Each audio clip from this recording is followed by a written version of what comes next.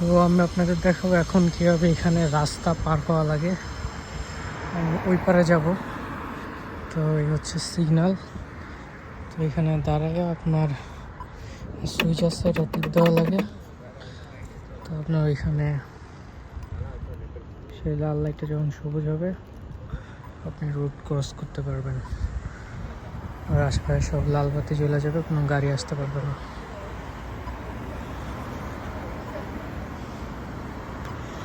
So let's wait.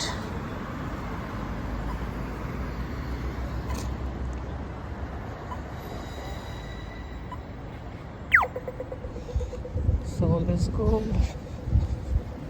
Signal পড়ে গেছে, এই যে লাল বাতি লাগালাগি করতেছে। রাস্তা পার হয়ে এসেছি।